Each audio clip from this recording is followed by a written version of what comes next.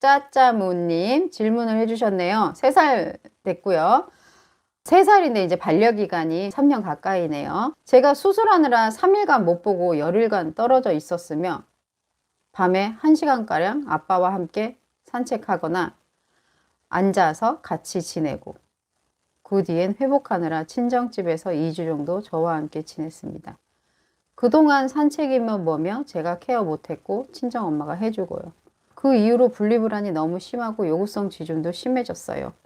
친정 부모님이 그냥 이뻐라 하며 짖으면 들어가 준 것도 있고 3일간 못 본 동안 버림받은 기분도 있는 것 같고요.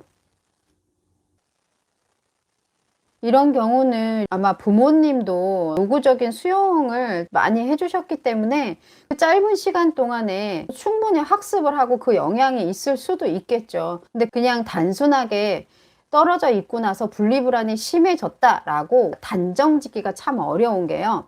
이 아이가 누구한테 학대를 당하거나 미움을 당하거나 아니면 방치가 되거나 이런 부분도 아니고 충분히 부모님께 사랑과 관심을 받으면서 잘 지냈음에도 불구하고 보호자님과 다시 지내기 시작하면서 분리불안 같은 게 생기기 시작하고 요구성 지중도 생기기 시작했다고 한다면 떨어져 있던 상황 때문에 이 아이가 이렇게 된 게 아니라 원래 내면이 조금 부실했던 아이일 가능성이 아주 크겠죠. 부실했던 아이이기 때문에 이 간당간당 깨질랑 말랑 하고 있었던 여러 가지 감정이 이런 계기를 통해서 와장창 깨지면서 그 깨진 현상, 그로 인해서 나타나는 행동적 반응의 현상이 분리불안 현상으로 나타난 것이다 라고 볼 수 있을 것 같아요. 그래서 단순하게 내가 수술하느라고 열흘간 떨어져 있었던 게 없던 분리불안이 생긴 것이 아니라 이 아이는 원래 불안한 감정이 어느 정도 수위가 높은 상태였던 아이이고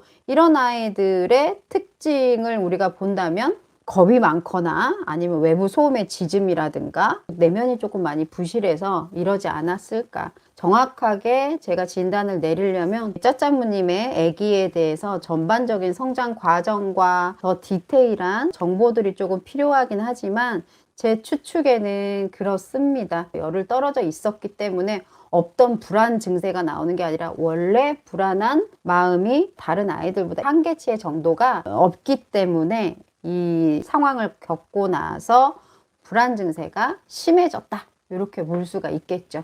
그래서 없던 짖음이 생겼다 이게 아니라 불안한 감정이 있기 때문에 분리불안 증상이 나타날 수 있는 부분이 여기라면 아이가 여기 커트라인에서 지내고 있었던 거예요. 그러다가 이번 계기로 이걸 넘어서게 되다 보니까 이제 아이가 분리불안의 표현이 나오기 시작하지 않았을까 이렇게 생각을 합니다.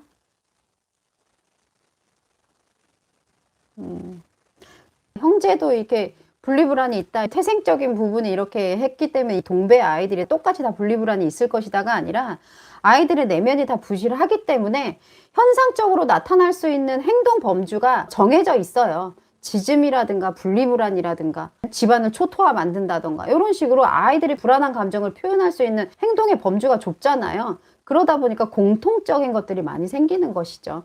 그러니까 지금 짜짜무님의 아이도 소심하고 겁쟁이다 라고 한다면 이미 내면이 부실했기 때문에 이 계기로 불안 증세가 생긴 거다라고 볼 수가 있겠죠. 언젠간 생길 아이였어요. 3살밖에 안 돼서 아직은 이렇지만 언젠가는 생길 가능성이 어느 정도 있었던 아이였기 때문에 내면을 조금 단단하게 만들어 주는 것이 참 중요한데 저도 이런 질문들을 해 주실 때마다 내면을 단단하게 만들기 위해서 이렇게 하시면 단단해집니다 이렇게 말씀을 드리고 싶어요. 근데 그런 방법은 없거든요. 그러다 보니까 아이가 조금 더 내면이 단단해질 수 있도록 보호자님이 교육을 통해서 아이를 성장 발전을 시키시면 좋을 것 같다라고 마무리를 하고 싶은데 그런 방법을 어디서 배우시냐는 거죠. 배울 데가 없잖아요. 검색해서 찾을 수 있는 방법들이 아니에요. 우리 아이 서울대 보내는 방법. 검색해서 찾을 수 있는 방법들이 없잖아요. 그죠? 고작 해야 책을 좋아하게 만들어라. 그래서 열심히 막 책 읽게 하고 강제로 책상 앞에 있게 하고 컴퓨터 게임 못하게 하고 이 정도 수준이란 말이죠. 하실 수 있는 걸 굳이 본다면 아이가 스스로 주도적인 삶을 살 수 있게끔 해주셔야 돼요. 주도권을 아이에게 넘기는 것이 아니라 주도적인 삶을 살 수 있는 기회를 많이 배려하고, 말 못하는 동물이고 우리가 늘 보호해줘야 되는 동물이긴 하지만 아이가 판단한 것에 대해서 할 수 있는 건 최대한 스스로 하게끔, 그것도 되게 큰 성취감이거든요. 어떤 거라고 볼 수 있을까요? 침대를 뛰어내리거나 아니면 소파에서 뛰어내리거나 계단을 걸어가거나 뭐 이런 것들이 성취감이거든요, 분명히. 엘리베이터를 만약에 못한다 그러면 대부분의 보호자님들은 엘리베이터를 못하는 아이를 들고 본인이 타죠. 그거는 아이가 스스로 타지 않았어요. 그런데 아이가 스스로 용기 내기를 10번, 20번 기다려주고, 내가 엘리베이터 안에서 기다리고 있으면 아이가 들어갈까 말까 고민하다가 결국 스스로 포기를 하면 욕심부리지 않고 다시 집으로 귀가하고, 다시 엘베 앞에서 그걸 연습해서 아이가 결국은 엘리베이터를 탔다. 거기서 아이는요, 어마어마한 성취감을 느끼는 거예요. 그 성취감으로 끝나는 게 아니에요. 그 성취감으로 인해서 보호자님이 기뻐하고 칭찬하잖아요. 그러면 거기에 대해서 아이는 자신감을 얻게 돼서 다음에는 더 엘베에 더 빠르게 타요. 그 다음엔 더 빠르게. 그 다음에 더 망설이지 않고 탑니다. 그게 점점점 켜켜이 쌓여서 어떤 결과가 나오느냐? 내면이 단단해지는 결과가 나온다는 거예요. 그래서 짜짜무님께 도움을 드릴 수 있는 건 아이가 주도적으로 할 수 있는 것, 그리고 아주 낮은 난이도에 있는 역경이라고 표현해야 될까요? 아이가 능동적으로 할 수 있는 것들을 스스로 행동하고, 그 스스로 행동했던 것들에 대해서 칭찬해주는 경험이 엄청나게 내면을 단단하게 해주는 방법 중에 하나예요. 그래서 저희 호감 교육을 할 때 기초과정에서 뭘 해요? 타겟 트레이닝을 하면서 보호자는 어떤 말도 강요도 하지 않잖아요.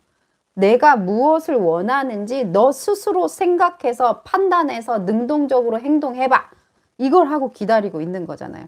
그럼 애들이 막 고민하고 과거에 했던 대로 엎드려도 보고 앉아도 보고 트립백 가서 긁어도 보고 무릎을 막 긁고 엄마 얼굴에 뽀뽀를 하고 옷깃도 물어 뜯어보고 나 안 할래 하고 엎드려도 보고 여러 가지 행동들 많이 해요. 그런데 그 과정에서 우린 세트 진행할 때 단 한 번도 아이에게 이거 해야지 라고 강요하지 않잖아요.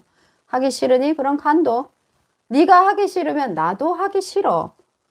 그게 몇 번 반복이 되면 아이가 결국은 이건가 저건가 하면서 길을 찾기 시작하고, 그 중에 맞는 선택을 했을 때 우리는 칭찬을 해주는 거죠. 그때 그 아이의 성취감은 어떨 것 같으세요? 내가 뭔지 모르는데 답을 찾았구나. 우리가 풀리지 않던 수학 문제를 푼 것과 똑같은 거예요. 풀리지 않는 수학 문제를 풀 때 얼마나 스트레스 받습니까? 짜증나고 답답하죠. 그래서 문제 풀 때 뒤에 답안지를 볼까 말까 엄청, 한 번쯤 다 그런 경험 있으시잖아요. 근데 결국 내가 그것을 풀었을 때 성취감이 엄청난 것처럼 아이들도 마찬가지예요. 그래서 그런 조건들을 우리가 만들어서 아이에게 아주 난이도가 낮지만 큰 성취감을 느낄 수 있게끔 그런 일상의 삶을 사는 게 너무너무 중요해요. 조금 자신감이 더 넘치게끔 극복하는 행위에 대해서는 반드시 칭찬을 해주고 반복적으로 용감해질 수 있게끔 하는 방식의 양육을 해보시는 걸 권해드릴 수 있을 것 같습니다. 아유, 쉽게 설명해 드린다고 했는데도 어려우시죠? 죄송해요.